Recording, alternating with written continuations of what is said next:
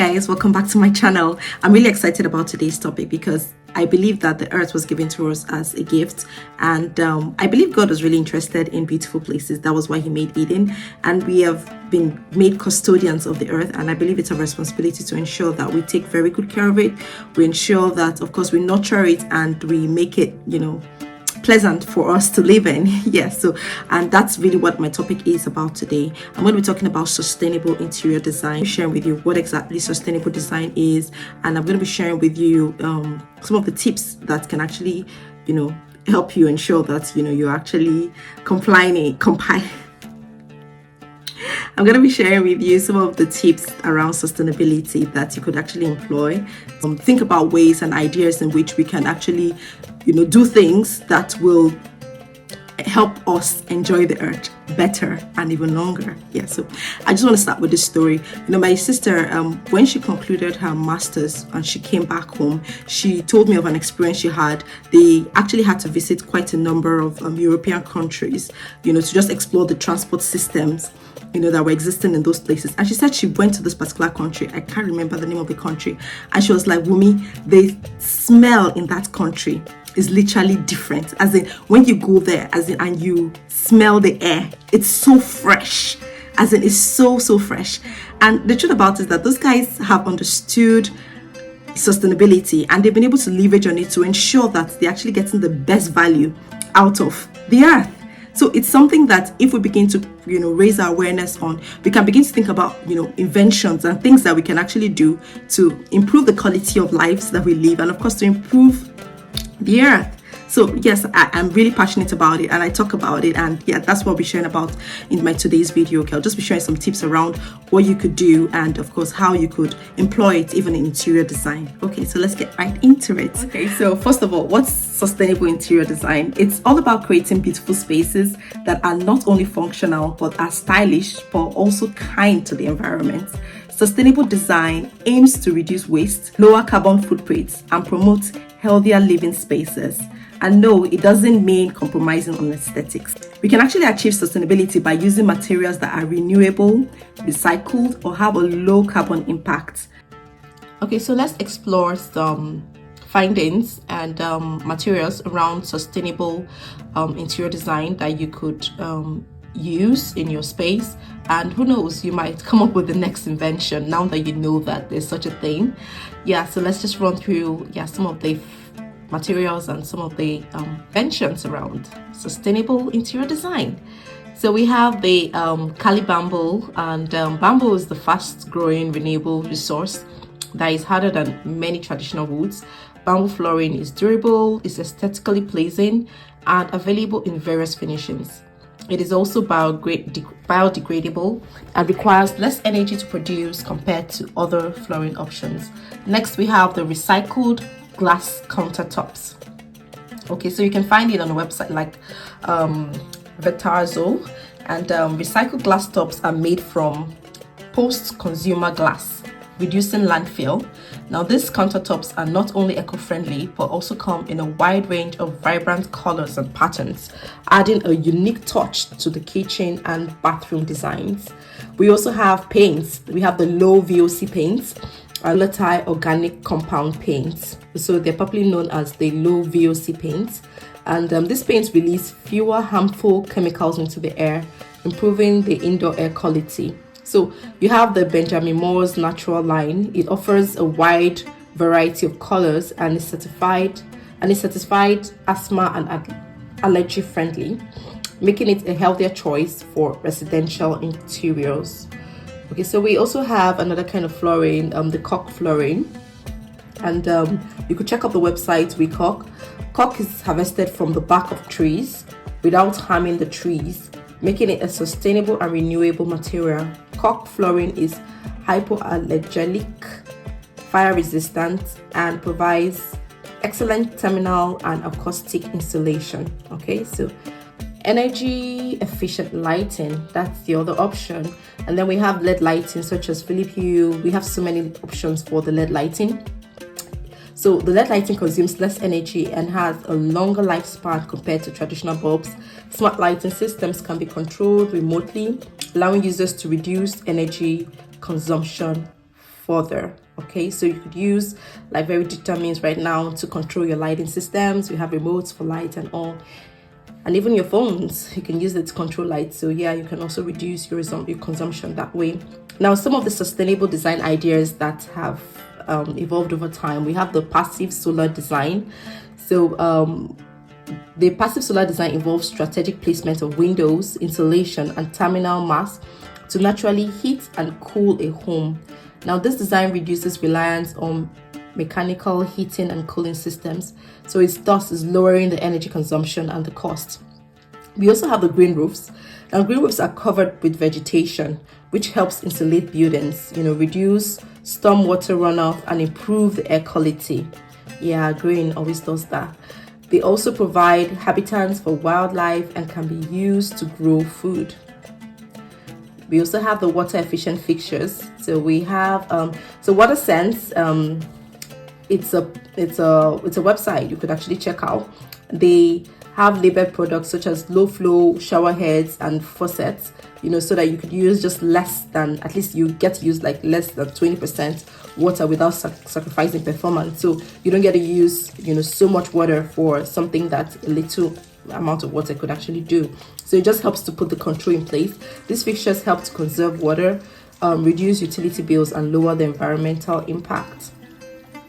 Then we have the sustainable furniture like Vetmood's Wood Studios. So they produce sustainable furniture that is made from responsibly sourced materials such as FSC certified wood, and they often incorporate reclaimed or recycled materials. You want to check out their website. They really have very good stuff. So Vermont Wood Studios offers handcrafted, eco-friendly furniture that supports sustainable forestry practices. And then we have the evac waste system. Okay, so the evac waste collection system used in developments like the Barking Riverside in the UK is an automated waste collection system that reduces the need for traditional waste trucks, lowering the CO2 emissions. It involves underground pipes that transport waste to a central collection station, promoting a cleaner and more efficient waste management process. Okay, we have the Bedington Zero Energy Development, like it's zero energy development. It's an eco village. The BedZ, it's an eco village in London designed to be carbon neutral. It features energy efficient homes built with sustainable materials, extensive use of solar energy, and a focus on reducing water usage and waste. Now, the BedZ incorporates renewable energy sources, passive solar heating, and green roofs, serving as a model for sustainable residential development. So there you have it, some of the inventions around sustainable interior design. Yeah, you might just be the one to come up with the next one, right? Now let's dive into some of the key principles of sustainable interior design that you can actually employ in your own space. So number one, I'll talk about energy efficiency. Yeah, so first off is the LED lighting, like energy saving appliances. Now, when you're buying a product, well, this is what I do now. When I'm buying a product, one of the first things that I check is the energy efficiency of that product. A lot of them now actually have their rating on it, so I actually always want to go for that. Other than the fact that it's saving me good money, I know that it's still, in line with trying to protect and ensure that we're living in a more sustainable environment. I look for certifications like FSC for wood or cradle to cradle for furniture and textiles. Okay, so when you're opting for materials, just look that they have certifications. If you're opportuned or you're in an environment where you can actually, leverage on those kind of materials, go for them. Yeah, check for it and go for them. And of course, if you're employing somebody to do the procurement for you, you can always let them know that you are interested in getting sustainable, products for your design, and they would ensure that they do that while they are procuring things for you in your design. Another great opportunity is upcycling. Okay, so instead of buying new, consider repurposing old furniture or shopping vintage. It adds character to your home while you're reducing waste. See, but some of these charity stores that sell like recycled items, or thrift stores that sell recycled items, sell really very good stuff. Some things that you would not even find anywhere. Some vintage is right now in vogue. So some of these items, instead of going for outright new items, why don't you consider like recycling and trying to get those things from thrift stores?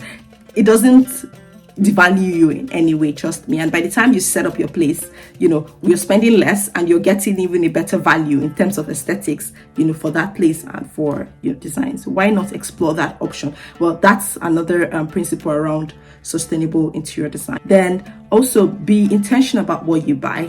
Okay, so when you want to buy something, think about the long term. Don't just be quick to just buy something new. So think about buying quality items that that you could use for a very long time. Okay, instead of always like, okay, I'll change this one later. And why don't you think about buying something that is, well, I always believe in getting multifunctional items. So for instance, if I want to get a sofa, I want that sofa to be able to do 3 things for me. One, I want it to be a bed. I want it to be like a storage space. Well, the kind of places that we live in the UK, we don't really have so much space. So you always have to think about ways of getting the most out of the furniture that you have. But that aside, it's also helpful when you are trying to get pieces of furniture that you actually go for stuff that are durable, that would last you a very long time, so that you don't have to always have to keep buying. That's what I'm just trying to say. So these are some of the tips that I'm just going to share with you that could actually help you implement sustainability with your design and of course at home. Number 1, try to buy locally. Okay, so I know that you might be trying to see that you could explore better deals, procuring from afar, but trust me, you might be able to get even better deals just within your vicinity, locally.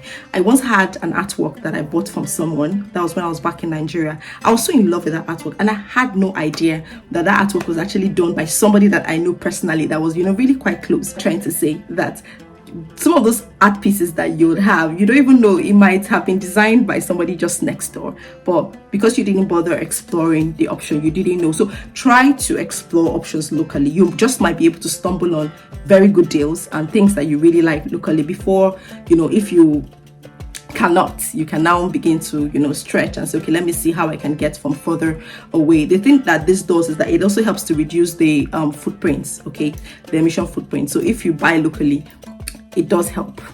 All right, so another thing is to try to use natural lighting as much as possible.